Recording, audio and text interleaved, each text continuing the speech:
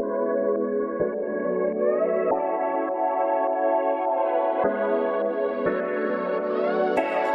damn. What's up, guys? It's your boy 3 Short Style here, checking in on another video, and today we'll be doing another One Piece chapter discussion. And yeah, today I ain't gonna really do a review, and yeah, we're gonna be doing it on chapter 961 and 962. And yeah, and I'm pretty much doing a discussion because most of this has been pretty much a flashback of just Oden's time and how he pretty much came to be in Wano. And that's why I'm really not doing a review of it. And yeah, let's get into it.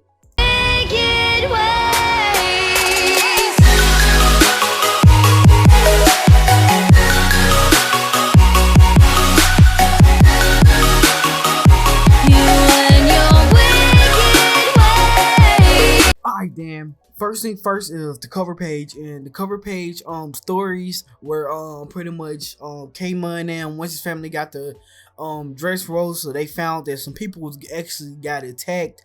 And yeah, and then they found out that it was about a woman and she's just randomly kissing people. I don't know if she's a part of any type of pirate crew or what, or like she's like a character that we've seen in the past, because I can't remember her for the life of me. But yeah, and like it's a pretty cool turning of events. And then like I said, I'm not gonna say it no more, but I'm happy that Oda's giving us a different type of cover page other than Beijay family and him just being on a ship in the middle of the ocean. At least he gave us something different.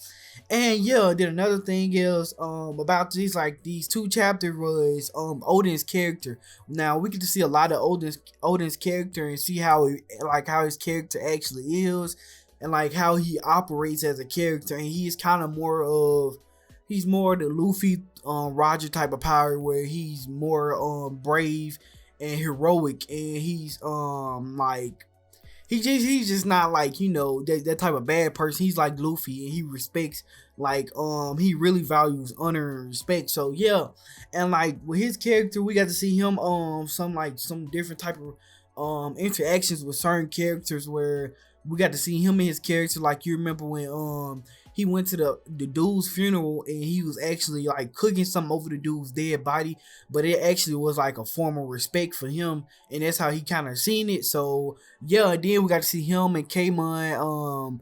He actually like took off for K-Mon them crimes, and I think the only reason why I think he kind of did that was just to get kicked out of the capital. But at the same time, I think that's just his type of personality. And yeah, then like I remember when Orochi stole some money from Yashui, and like you know, like Oden could have came back and like told him that he didn't steal the money, but he did. He just didn't care. And it's just a lot of moments in here where Oden he just legit just didn't care, and that's like his personality. And we got to see towards the end when he wanted to defeat Ashura, and he wanted to become the pretty much the ruler of all scumbags. So like he pretty much like his will is very strong. So we don't even know if he got like a D in him, like a D as a middle name. So we don't even know that yet. And he probably do got a D in his middle name, because he just seemed like that type of person. And yeah, then another thing is Odin getting disowned by his father now. And it was like I don't know, it was pretty cool to see like the fight with Odin and the boar, and Odin just like one-shotted the boar and just split it in half. And like, you know, it's kind of cruel, I'm not gonna lie, if you slice the animal in half. It was just trying to save his offspring, but at the same time I kind of see, because it ate a bunch of people. So yeah, Otis sliced it in half and all the people got saved.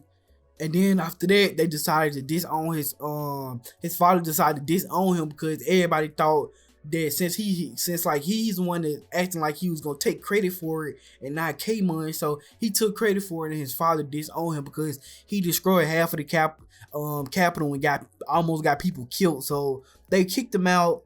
And yeah, and they kicked him into I forgot the place. He moved to I forgot the name of the place he went to in Wano, but yeah, he went there, and yeah, he just pretty much came with a bunch of feasts and stuff.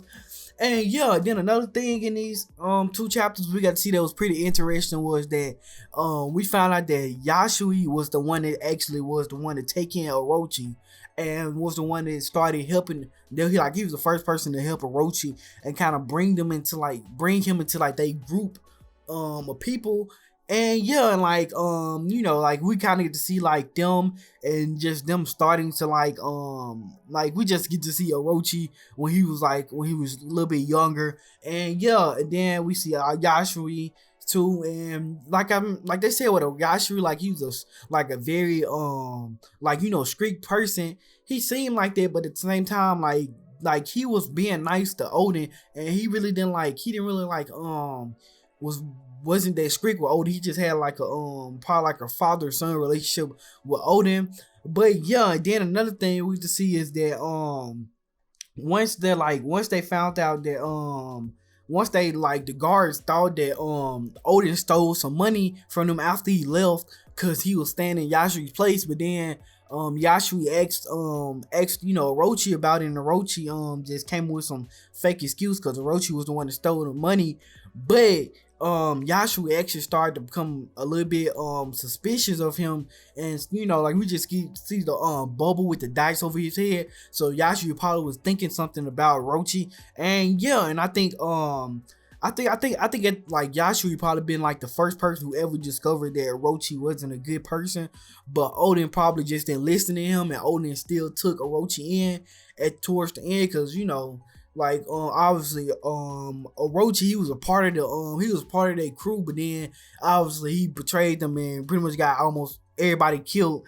And yeah, then another thing I want to talk about is Ashura. Now this was a pretty interesting thing because Ashura like we knew Ashura was strong, but I couldn't, like, we didn't have no evidence to prove that Ashura was like the strongest among his comrades, like Kama and them. Like we never, like nobody could prove that he was actually the strongest, but now you pretty much can prove that he's the strongest right now because he went up against Odin, and Odin had to fight like a whole day to beat him, and Odin was like almost on the verge of dying. And yeah, and it was pretty interesting to see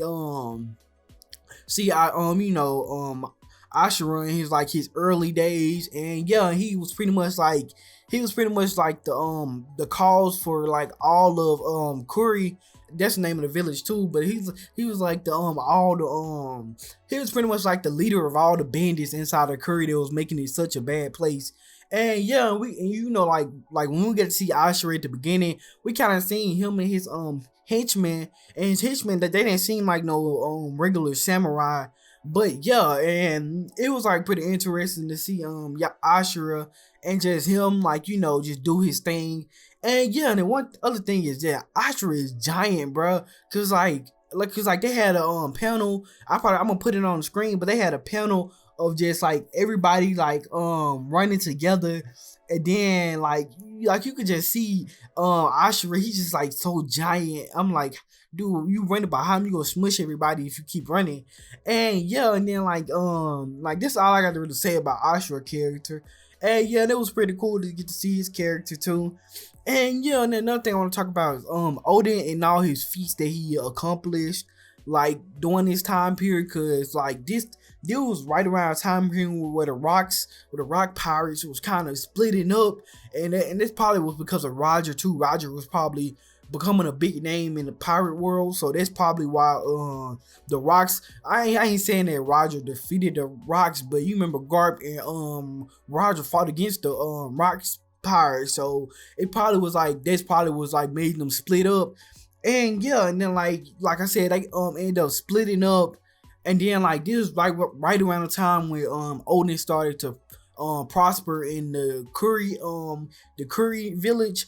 And yeah, then obviously Odin ended up defeating Ashura, which like nobody else didn't really go there to defeat Ashura, because we got to see the dude with the fox. We didn't see him. Like we got to see him. We got to see Yashi, and then we got to see Odin's dad. And like I'm pretty sure like if they I don't know why they just didn't go there and defeat Ashura if they knew he was the problem. But Odin went there and just pretty much beat him. And yeah, then it was Odin, after that, Odin pretty much just took over Kuri, because he was the leader of all the scumbags, so he can tell the scumbags what to do. If he tell them to stop, then they gonna stop. Then the villager continue to start growing, because he defeated all the bad people that was making it corrupted. And yeah, like that was pretty cool to see that. And then another thing is we got to see towards the end that we got to see Korematsu. We got to see him at the end. And yeah, like and during this time, like right now in the flashback, he actually haven't like officially joined Odinam. Yeah, I don't even think he know who Odinam is. But yeah, and like it was like we got to see him, he on the beach, and then he found up these two bodies that got washed up. And I kind of can't tell what they are, because it's like somebody with some horns. And yeah, and like somebody who wearing a big old coat of dog costume. I don't know what it is, but like but like I don't know what it is. Like it probably be something that y'all know, but I'm just it's just not clicking in my head right now. But yeah, then another thing is I want to talk about how Odin now met everybody, and how they like just formed up together.